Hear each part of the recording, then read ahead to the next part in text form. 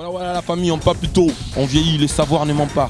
Appelez-moi The Game, Gossip DRC News avec Jazz Gavoulou. Hein? On parle plus trop. Presse en ligne, avec intelligence, avec sagesse, tout ça, pas trop de polémique. Ce qui on mélange pas les torsons et les serviettes. Hein? Nous on est serviettes, on ne dépend pas des torchons. Gossip DRC News avec Jazz Gavoulou. De belles interviews, de belles collaborations, de belles images. Parole de Fabregas. Appelez-moi The Game. Gossip DRC News. Les bossés, ah. Merci beaucoup na Balandia Gossip DRC News, une grande chaîne pour vous. Balandia Gossip DRC News, humble serviteur Nabino Benji Benzema. Et encore Liboso Nabino pour une émission Oyo. Et ça son être. Lelo na li solo 42 trop bête li solo na biso Oyo.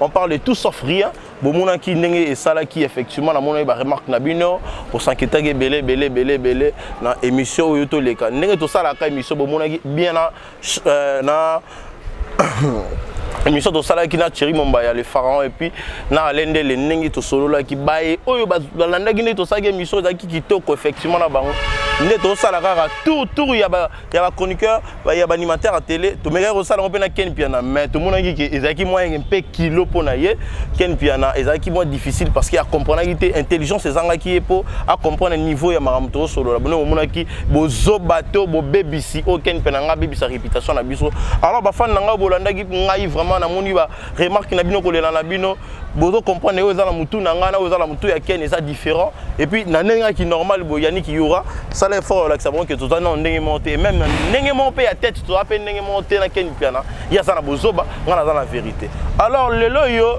na on parle de tout sauf rien tomeki oyamba parce que lelo yo kaka bato boninga bana mapua o bala ba intelligent bana mayele lelo to na Francis Iba donc directement na pesa mbote Francis Iba mbote Benjide boni.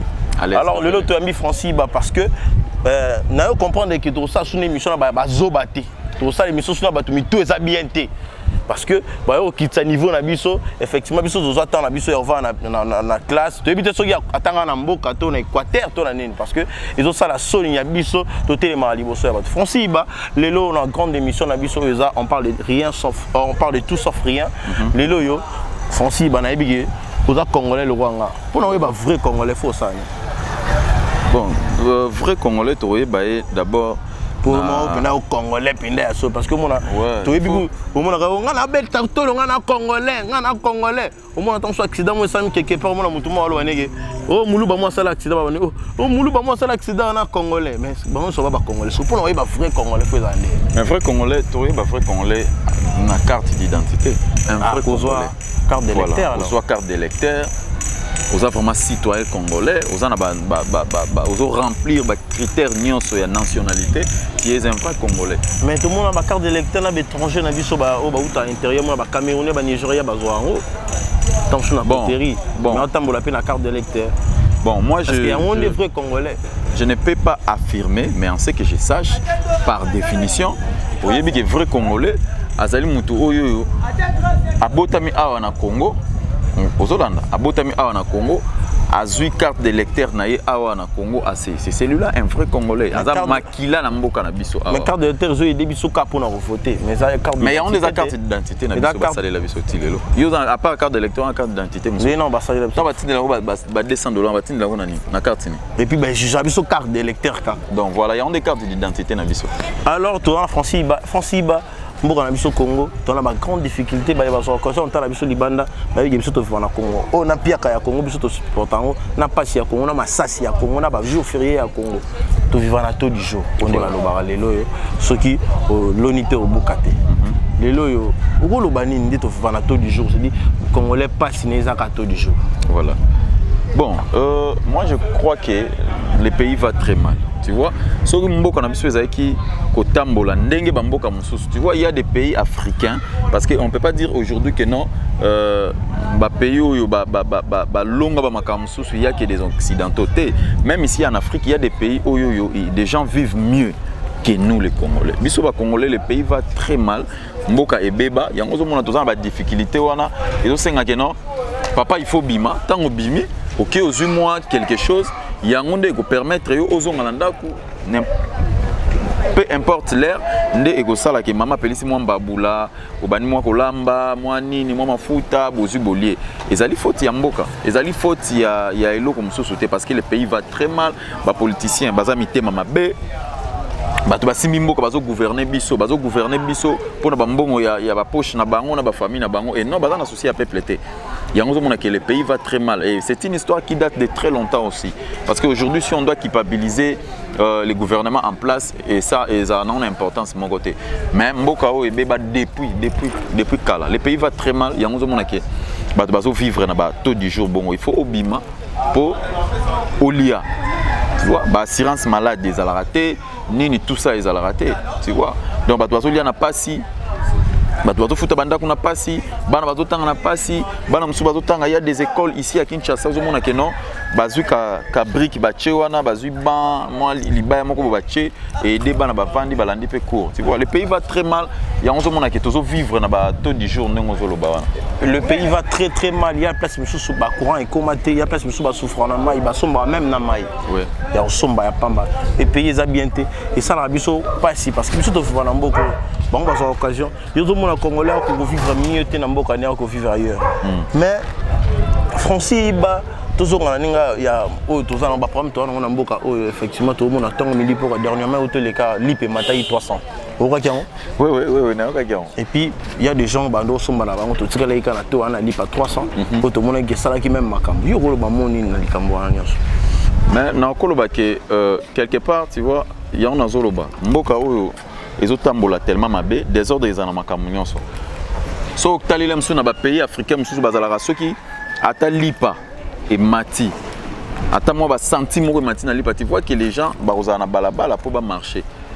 oui c'est normal parce que nous sommes dans un pays où toujours quand on maîtriser dans la démocratie non on maîtriser à côté tu vois les gens aussi ont peur que non on qui ko bima pe boyer bazui peut-être ba betinga massage parce que ça pays moko bo toza ba peuple a la liberté d'expression tu vois or peuple il faut azala libre aloba o yazo kanisa après ça opinion na mais toza na pays moko ba baza liberté so il peut mati so lobi que non to bima na balabala to marcher parce que il y a une augmentation, il y a prix à ma part. Tu vas partir, tu vas laisser ta femme et tes enfants. Donc tu vois, c'est très compliqué. Mais le peuple congolais, il faut qu'il y ait tout l'amour. Tu vois, tout l'amour, tout ça là-bas responsable. Tout ça, vie na biso, tout chango, tout simba on a beaucoup parce que biso monde tout ça responsable à la vie na biso. Ce ne sont pas des opposants au lieu tout le monde qui non baza opposants. Ce sont des faux opposants. Actuellement, il n'y a pas des opposants. Opposants moko azalité.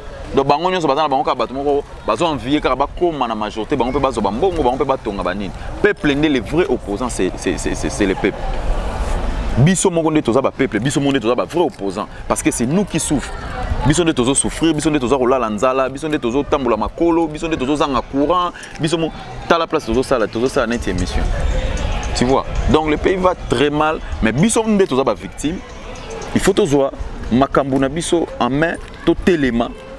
Quand il s'agit de boma biso nyonso ba boma biso quand il s'agit de comprendre biso surtout dans la balabala parce que tous marché pour na ba droit na biso ba comprendre biso c'est ce qui est important tu vois responsabilité ça eza biso moko alors responsabilité ça biso peuple congolais to téléma na ba iboso ko so tala biso musika to soutenir mboka kana maloba musika te to soutenir biso ngona senga kutu ba diaspora wa benga lelo benga ba diaspora surtout na beso to ide mboko to ya penda place oyo bakundaka motolo na yo effectivement pour tout bondela effectivement mboka na biso pour esala bien parce que biso toza natif ya makambo lelo yo Francis ba toza suna banzela te ba mbouteillage esala matongo midi pourquoi totika na nzela moboka ça ba bien ex lombo makiadi to benga lombo makiadi lelo to moni susu dima mushi o bapesi yango papa lutumba sima o masi ya margeto ba natif ya mushi bazobo ya kombo wana ezala parce que ba kimisa kombo na bango banzele za société bambouteillage tongo midi poko na ebike yo uzala côté kuno ya très difficilement na ebité baba nini parce que ebité na banzela eza bien te na kolie eza bien te on reste où toza wapi et puis tozo kende wapi bon premièrement au moins il y a un azoloba so imboka na biso za imboka mobo ezala ki bien bato benga basala d'abord ba étude parce que ba mi tokezo côté belé aujourd'hui ba catch est commis partout oleka bo ba catch. Donc ba mituka eza ko kota ebele na Kinshasa, mais on n'a pas assez de routes au ba mituka ngo golekela. Tu vois dernièrement ba to futa banini vignette et puis ba juger tout même na contrôle technique ba tetina date so ezati ba okanga. Mais ba contrôle technique ana ba sala ana ba monga ba vignette wana. Ngala mona ngambongo ngo place kenda ke sate. Soki tobimi awa na coin awa tu prends à gauche na peut-être so cameraman non en attend akende na rond-point Gambela progresser moi muké. Donc de rond-point Gambela si okoma na entrée principale ya Wenzi ya Gambela na katikati wana nzele za lisusu te bato msu ba otala biso ba kendale msu poto kala bazaka oleka place ana ba kombi mais nzele za lisusu te so komiana donc na habité. Bon, certaines choses peuvent avoir en sorcellerie. Net c'est la sorcellerie. Parce que les boulou moro et salé mewana et bota mayi. Mayi wana ils ont a déjà de vues sur total ça date de très longtemps mayana depuis Fandawana. Mais je ne peux pas dire que l'État Zali est incapable de rebondir sa place wana parce que place wana ils a pas même 1 kilomètre. Ils a qu'à moi quelques mètres kaka. Ba ko ya place na ba sai ba étude wana soki mai ndezo bota place wana mais ba sala ba étude ba bengi ba des gens appropriés ba sala ba étude place na ba eloni ba rocha eloni il faut ba sala place wana pendant qu'on n'a pas assez de routes mais ba mituka ezaka kokota ba mituka ezokota ba mituka ezokota donc soki na lobby peut-être na loba que non ba kotonga ou soit ba sala ni ou soit ba disposition mususu baba qui ça va fungola balabala ba venir comme ça et aider et mettre un peu ko pour embouteillage comme na kin et comme na tia kindo parce que na poto pas embouteillage ezala mais na poto ezaba embouteillage moroté le rôle ya biso a et comment biso embouteillage comment que non au moins pena bo kanga mal place mo bo sali iner mais so OK au tali lem sous place alors moi lem sous pe mutachi embouteillage lem sous roulage parce que a bloquer voiture moko boye sans que aïe sa voiture na que no bo cha pembeni to solo là kaka place à télémina bango wana ne déplace pas bandi ko saba makamna wana tu vois donc embouteillage eza causé na mambo belé to ça na biso pe na banzela te pe banzela on ba osala pété c'est qui faut ba osala parce que maman banzela o to banda loba ngo avant ngana to bima mandef futo belé la maman Olivia osala likambo nde ala maman Olivia sala problème maman Olivia tala côté biso to souffrir côté mai ezate problème ezate boyena ben pourtant non c'est pas son travail. En réalité, ce n'est pas son travail. Maman Olivia Salara Nzela. Il y a des gens qui sont appropriés où il faut bangonde basala banzela. Maman Olivia, au-delà, il y a qui première dame na ye azali mwasi ya moto. Azape na ba limite na ma kamso oki ko sala za ma kamso pa oki ko sala te.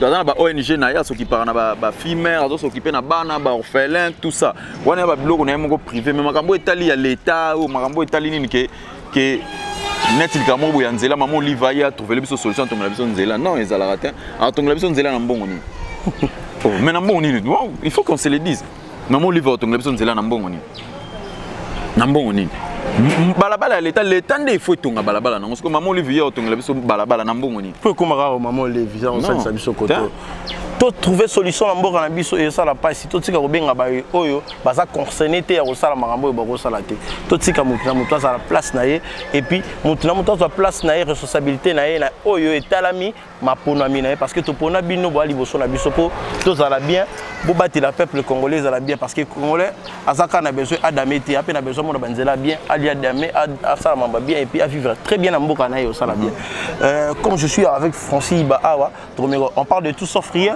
to solo la tout et puis Francis Iba lelo yo to moni papa Lutumba Simaro Masia o azoi audience na chef de l'état aina mona papa avant mona chef de l'état et puis remettre une guitare na yo abeta des années ba tsango na mise que et servi bana mboka o ba obota ma après papa Lutumba o tonini ba ina rotala papa Lutumba ba ina rotala guitare papa Lutumba servir na mboka pendant 80 ans d'âge na yo asali et puis 60 ans d'expérience na yo rolo banini pona bon ngala moni eza démarche moko ya bien et ce que za na mutu moko OK papa Lutumba efaki a dédié guitare na ye et ngaki za la chef de l'état tu vois ce mona o pona momuke banini bona mokande non au moni Congo au monde to za tellement nzalelega biso trop makamususu ata mutu asali na ndenge moko boya normal bino bozo zonka na ndenge moko boya nzala tellement to za na mboka moko nzala mais en réalité azu guitare ndenge parce que il faka dédié en panel pas Félix Tshisekedi to pas ndeko Eliezer non makamsu to tchaka sentiment to sengisa na ba sentiment te papa Lutumba carrière na ye nyonso ndenge passé en ndenge wana Mobutu akufa Kabila le père akufa président liboso na Kasavu akufa Lumumba akufa bon azui trophée ndenge wana net na mito nde to za ba okepesa mpana ake pesa en Félix Tshisekedi na limité toi que pesa ngo Moïse Katumbi enfin Moïse Katumbi donc mutu oyo ye ako pesa ça encore président de la République.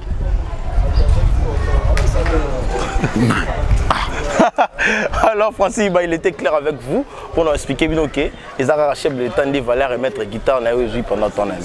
Mais papa Lutumba Simaro il a posé aussi un cas au chef de l'État au bientôt même ba joueur na kati même ba joueur tant ba uta robeta tant ba zoka chan tant ba yaki na coupe na ba kinda pesa on nani era na veti Tshisekedi azaki na ona bomo est-ce que mon na pesa on veti Tshisekedi bon pesa eta bakopesa mutu aza garant ya nation c'est le chef de l'État Joseph Kabila Kabange nde bazwaki nini na baki nde mobe papa Lutumba zwi nini nana akei kopesa numéro 1 ya République démocratique du Congo ezali honneur na ye bato bamona te kaka kekende kosala ngo parce que nzala bakopesa ya enveloppe lemzo pe bapesa ya enveloppe te lo ni elakisa peke bapesa ya enveloppe et le kondi ça ça est pas rolami Francis Iba bato bazo occasion il y a des réalités ko kaba pe babota manango il y a des réalités mutu akota abima mabo pambaza non na abi ezaka ka obligatoire te que chef de l'État pesa imbongo akoka pe aki atiki guitare na lemzo pe to kanisa bo lemzo pas zuni rien ah sûr oh bah si maintenant le bogo on est avec Francis Iba yebena un natif le roi biso ba peuple congolais to souffre car na mboka na biso ata masachi et salama to zala kaka ata problème et ça la kato la kaka le lot 2 ans ya depuis ya mort ya papa Wembo azaki na roba école ya musique na biso congolais et puis le lot 2 ans na depuis a disparaître le lot 2 ans et yoro bani parce que bientôt là bazo pour ça la kermesse moko na kulamba dia koko pour na papa Wemba tozo continuer ka refêter pour na papa Wemba yoro bani. Bon, le lot au sali déjà, dans mois d'avril, dans quelques jours, ok, dans quelques jours, papa Wemba a 2 ans de poids pour faire 2e année. Mais après lui, papa Wemba, tu dois comprendre que non, papa Wemba, c'était vraiment lui la vraie star. Tu vois, après lui, tu dois comprendre que non, papa Wemba, tu vois, donc Toko Bandaka toujours continuer pour rendre toujours hommage na ba jour naé. Pe même matin ba jour naé parce que matin papa mba etikala biso na mutema libela et kozalaka donc Toko bossa nango le jour pe o biso to kufa parce que akufa liwa moko o tondima te. O tondima kité na scène ndengo na talaka liwa do et kufeli moko bo médiatiser. Ni muta bongi sango quoi. De kufeli moko bo médiatiser pendant tout le monde pendant que ndenge mutake kufa, mutakwei, mutakufi donc. Et c'est le moment où to bossa na ngote. Ça fait très mal et net papa Wemba, je me rappelle jour avant à voyager à Côte d'Ivoire tous allons na Palm Beach pas avec Thierry donc na Palm Beach ou na studio moko wana tous allons wana to solo là qui mais malgré azaki ne convalescent mais ozomona ke ya ça n'est normal azobeta ndule tout ça normal azaki ne normal et ko kenende wana après to ki papa Wemba kufi to mona ba image donc ça fait toujours très mal et je crois que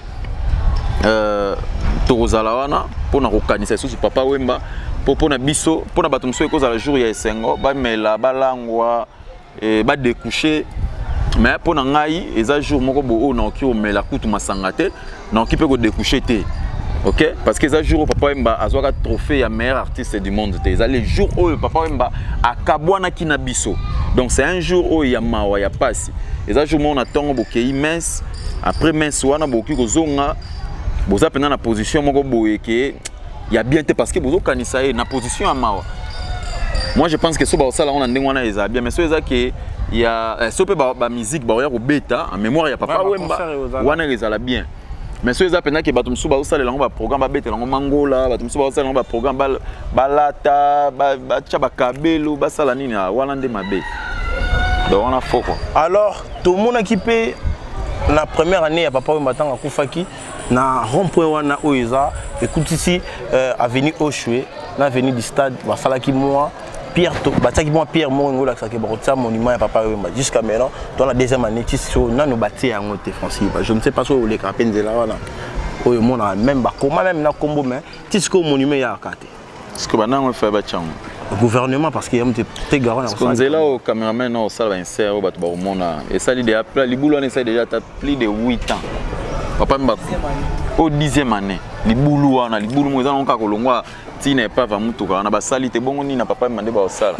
ba osala ba monter et ça passe effectivement et ça passe pour na biso ba j'ai occasion na biso na Gossip DRC News am la serviteur na bino Benjamin Zamaye to na français bana on rappeler bino que to sala ka musala ningi zala ah na ba ina yamba so bazoba te parce que bazoba ni mutu ba osala que ba réputation na biso ici là ce mutu na ezala problème tu ezala bien te alors na yebité est-ce que namboko peut on a pas est-ce que tu as pas problème père battu souvent mutu eza bien te na famille tam so bota même boma et ça la passe effectivement Francis ba wana effectivement na loba na parce que nga ba sali komboto kombo ya Benjamin Nzema na mabe ndé na za boye vraiment autant na yo pena to ko kana ndeni c'est dit ça lui passe Francis ba to sur Hollanda dimanche passé awa maestro Fabro oyaki encore des temps parce que tout le monde a qui nati le collé oyo azape 1 ya ya ndeko na biso pe kwa sala musana effectivement bien parce que miso mona héritier watana bena Angola o héritier wana da lobaki que biso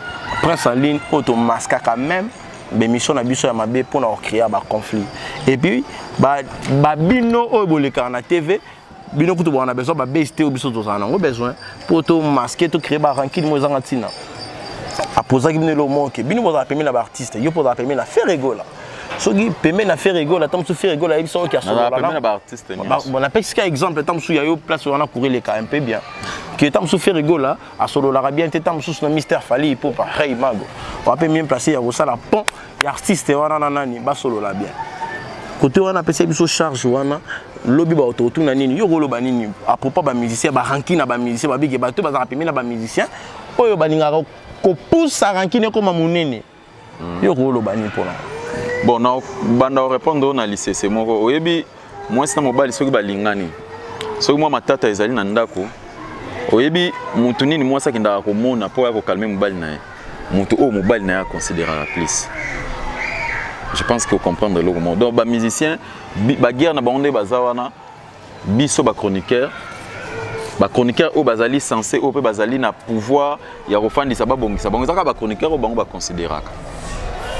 Donc ce qu'il fallait considérer ngai, faire pas considérer ngai. Donc c'est que je peux avoir la chance il y a des fans de ça, il y a des fans de ça mais n'a pas faire na solo na faire, n'a pas fallu na solo na fallu après na fan de ça bango mi balé na bongi c'est bango ce qui va considérer ngai. Mais ce va considérer ngai te aux autres ça fallu makambu ya faire bango ba c'est pas un problème na limité. Ils ont exemple to pesa. Oyo ça fallu makambu ya faire. So va considérer to mono libo mako benga na yo. Ah bon. Mais si on considère que mon honnête libo, mais si on considère kayo, akoyo kayo, et après on yebisa on kalem sou non ngala problème na été que tu na problème na été. So peut faire également.